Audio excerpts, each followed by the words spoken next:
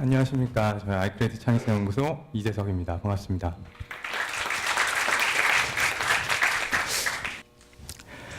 오늘 저는 여러분들의 퀀텀 점프는 과연 언제였는지 이 궁금점을 가지고 여기 왔습니다. 그리고 또 여러분께서도 저 사람은 건방지게 나한테 이런 질문을 하나, 그럼 자기의 퀀텀 점프에 대해서 한번 이야기해보지 라고 자연스럽게 흘러가겠죠. 그래서 저는 저의 퀀텀 점프에 대해서 말씀을 드리려고 이 자리에 왔습니다. 먼저 저의 첫 번째 퀀텀 점프입니다.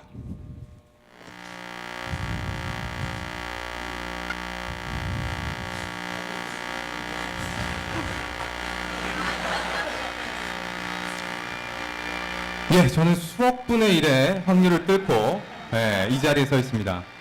여기 계신 여러분들도 마찬가지로 수억 분의 1의 확률을 뚫고 이 자리에 계시죠. 여러분들 성공하셨습니다. 그렇죠? 일생일대의 퀀텀 점프를 이루신 겁니다. 축하드립니다.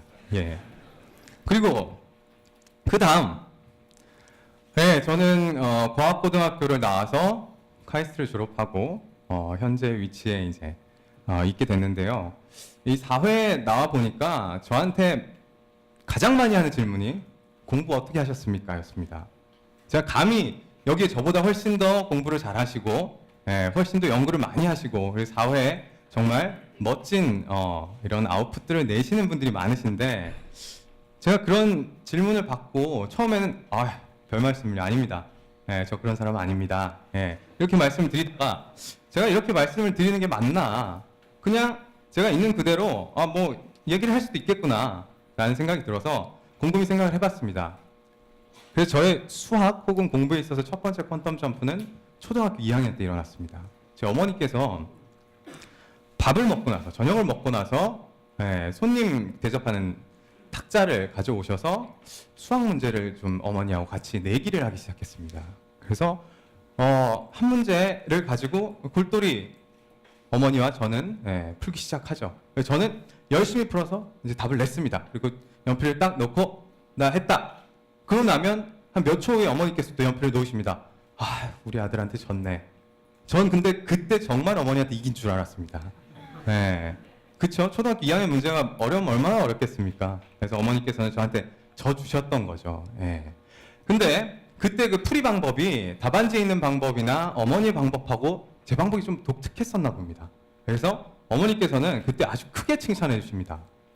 우리 아들 어떻게 이런 생각을 했나.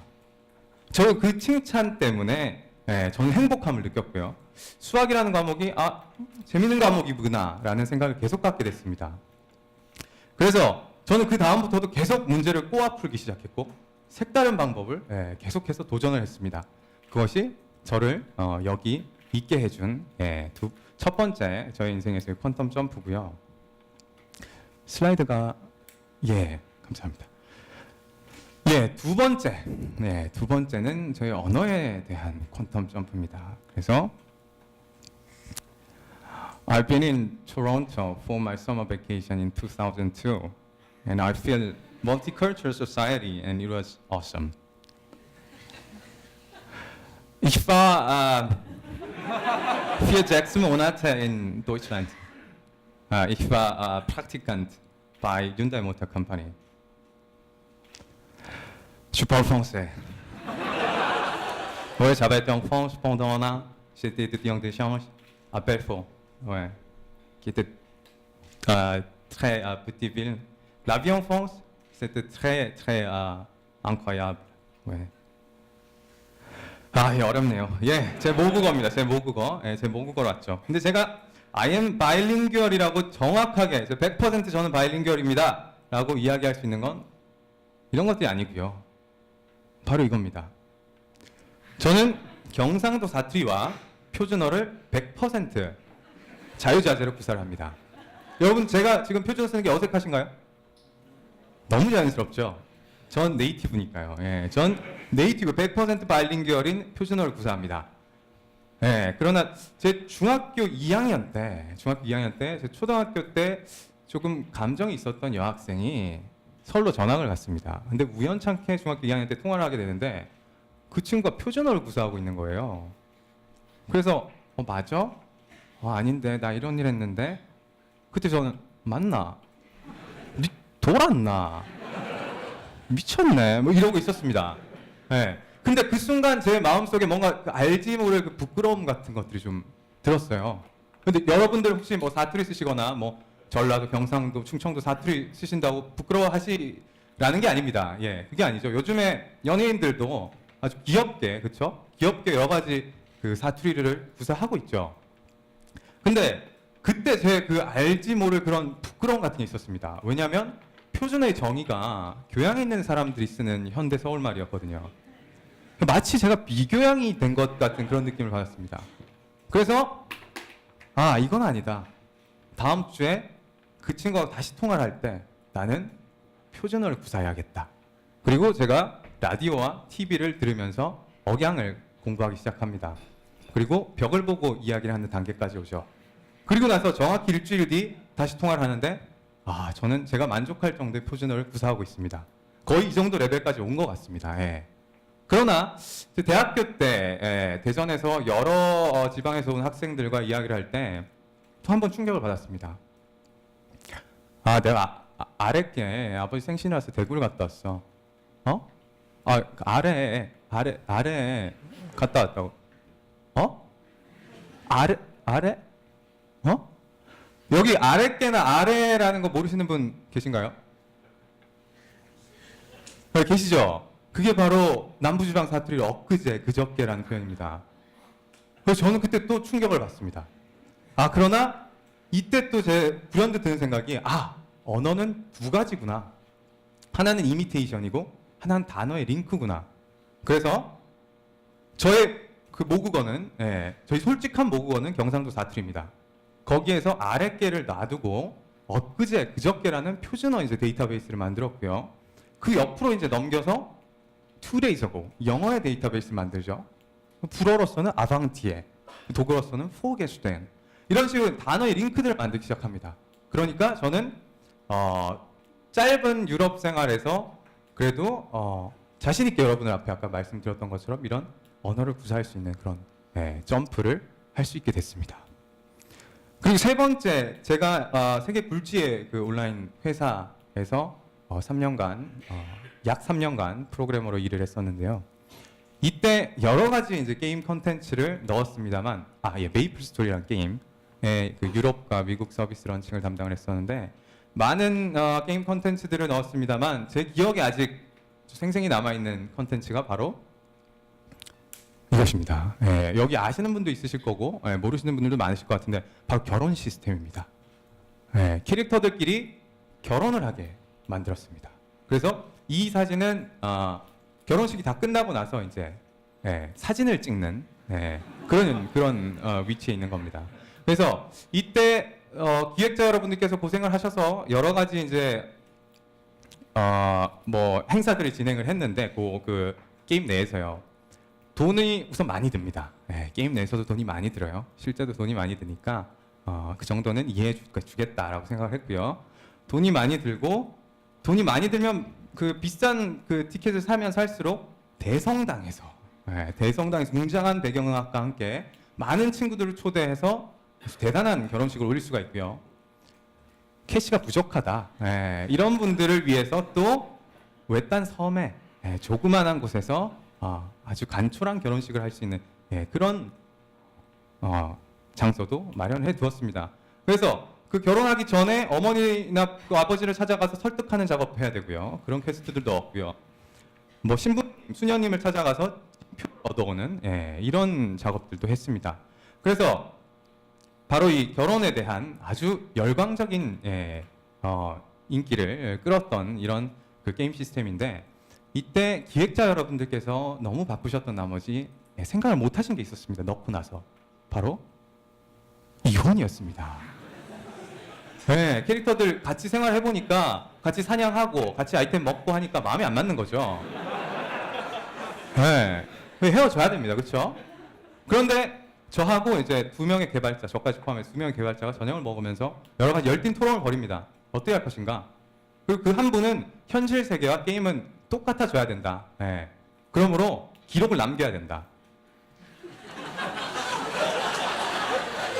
그래서 제 생각은 달랐습니다. 이거 깨끗하게 싱글로 태어나게 해주자. 네. 현실 세계에서 못하는 거 온라인에선 하게 해주자. 네. 그래서 둘이 상의를 해서 100% 데이터베이스에 깨끗하게 지우는 걸로 결정을 내렸습니다. 그리고 나서 급히 이제 그 미국에 있는 미국 법인 전화를 해서 그렇게 했다라고 네, 전화를 걸었습니다. 그래서 뭐 현재는 어떻게 돼 있는지 모르겠습니다만 어쨌든 제 당시 개발할 때는 깨끗하게 100% 싱글로 태어나도록 네, 그렇게 만들었었습니다. 근데 이렇게 소소한 유저들 감정을 이제 생각을 해줬던 결과 유저들은 대놓고 열광하지 못했지만 아주 조용히 열광하는 것들이 이제 저희 눈에 들어왔습니다. 게시판 같은 걸 통해서 어떻게 이렇게 100% 깨끗하게 태어나게 해줬느냐라고 하면서 아주 열광을 했었습니다. 그래서 제 이 세 가지의 퀀텀 점프들을 곰곰이 생각을 해본 결과 공통점이 있었습니다. 다 저의 감정에 기반을 해서 좋은 감정이든 나쁜 감정이든 그것을 더 발전시키는 것이든 아니면은 한 단계를 뛰어넘는 것, 극복하는 것이든 제 감정에 기반을 하고 있었습니다. 그래서 그러면 이 사회는 개개인이 이루고 있으니까 개개인의 감정을 생각해주는 그런 기술이야말로 퀀텀 점프를 이룰 수 있겠구나 하는 결론에 도달합니다. 그래서 소셜 센서빌리티라고 제 나름대로 정의를 내렸습니다. 그 정의는 개개인의 감정을 통해서 소통하는 사회적 공감대다 라는 표현을 빌려 쓰고 싶습니다. 뭐 어디에 있는 정의는 아닙니다. 제가 만든 정의고요. 그래서 이 소셜 센서빌리티 이것이 과학과 기술과 논리의 그 자양분에 더해진다면 그것이야말로 우리가 지금 이야기하고 있는 이런 것들을 이룰 수 있겠구나. 또한 여기서 하나가 이 두 가지를 더하기 위해서 우리에게 필요한 것이 바로 크리에이티비티다. 창의성이다라는 거죠. 그래서 그 두 가지가 창의적으로 조합이 될 때 우리는 바로 퀀텀 점프가 일어나는 겁니다. 자, 그렇다면 지금까지 그래, 네 얘기는 잘 들었는데 그럼 우리는 어떻게 해야 되는가? 라는 질문에 또 제가 간단하게 4가지의 팁을 들고 왔습니다. 첫 번째가 밀당입니다. 밀당, 그렇죠? 근데 제가 이 연애의 밀당을 얘기하고자 하는 건 아니고요. 이제 이 행사가 끝나고 이 건물을 나가셔야 되는데 그 문에 푸시라는 말이 적혀 있는 게 맞겠습니까? 풀이라는 말이 적혀 있는 게 맞겠습니까? 푸시. 풀. 그렇죠? 다들 푸시라고 생각하시는군요. 왜 푸시죠? 쉬우니까. 밀고 나가는 게 그렇죠? 쉬우니까. 자, 이것은 이제 여러분들 아주 쉽다고 생각을 하시는데 여기에 불이 났다고 생각해 봅시다. 그럼 인간의 본성으로 밀고 나가려는 습성이 있습니다. 그러나 그때 밀려고 하는데 그게 풀이었습니다. 당기려고 하면 뒤에서 사람들이 밀죠. 그래서 대참사가 일어나는 겁니다. 그래서 건축가들이 이런 것들을 다 알고 이제 해 주셔야 되는데 간혹 가다 보면 풀이라고 적혀 있는 곳이 있습니다. 나름 논리는 있습니다. 밀고 나가다가 사람이 다치면은 어떡하나 배려를 해야 된다. 그렇죠? 그러나 나도 죽겠는데, 그렇죠? 그런 것들을 이제 담아야 된다는 거죠. 이게 비단 건축에 있어서는 많이 아닙니다. 여러분의 다 연구하시는 분야에서도 충분히 그 인간의 본성을 한번 생각해 보시라라는 팁을 첫 번째로 드리고요. 그 두 번째가 드보노의 수평적 사고에서 좀 힌트를 얻었습니다. 그래서 우리가 신제품을 개발하려고 할 때 이 아이스크림이라는 거를 예로 들어 놓고 봤을 때 아이스크림의 기본 특성 혹은 그걸 보고 느껴지는 감정 이런 것들 한번 생각해 보자는 거죠. 그러면 차가움, 부드러움, 맛있음, 그리고 녹는다. 뭐 이런 것들이 이제 나올 수 있습니다. 그러면 녹는다라는 거를 가지고 이야기를 해보자는 거죠. 그러면 이거를 반대로 생각을 합니다. 녹지 않는 아이스크림. 그쵸? 이것은 콜드스톤, 콜드스톤에서 나온 그 구슬 아이스크림 같은 젤리빈인데 이것도 있고요. 또 그 같은 회사에서 나오는 이제 젤로오라는 또 그런 아이스크림도 있습니다. 이것들이 어떤 이제 영향을 끼칠 수 있느냐? 바로 아프리카 아이들도 더운 지방에서 충분히 아이스크림 먹을 수 있다는 거죠. 그렇게 반대로 한번 생각해 보시라라는 거고 이건 이제 제가 Y 테크닉이라고 이제 이름을 붙여봤습니다. 그래서 침대 과학, 새로운 침대 개발이라는 이슈가 떨어졌다. 그러면은 왜 침대를 개발해야 하나요? 숙면을 취하기 위해서. 왜 숙면을 취해야 하나요? 내일 일을 잘하기 위해서. 왜 내일 일을 잘해야 되나요? 잘 먹고 잘 살기 위해서. 자, 그렇다면 결국에는 잘 먹고 잘 살기 위한 것과 침대 과학이라는 걸 연결시킬 수 있어야 된다는 거죠. 대부분의 제 친구들도 이제 컨설팅 회사에서 일하는 친구들이 좀 있는데 그 컨설턴트들이 여러 가지 이제 지수들을 이용해서 설명을 할 때 이 한 단계의 Y만 가는 경우가 많습니다.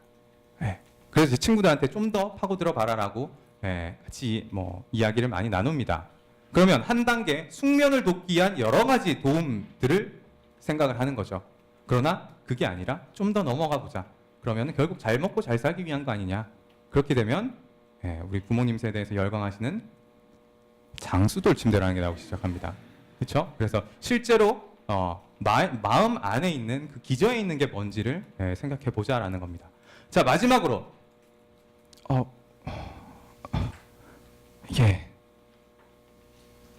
아이고, 다 나와 버렸네요. 이게 바이먼 게론 프리라는 광고 문구를 붙여 있는 가게가 있었습니다. 그리고 그 옆 가게에 up to 60% 디스카운트라는 광고 문구를 붙이는 가게가 있었습니다. 그러나 결과적으로 가운데에 있는 가게에서 어떤 광고 문구를 붙였을 때 대단하게도 이쪽에 매출이 급격하게 상승했습니다. 그게 바로 엔트런스였습니다. 그렇죠?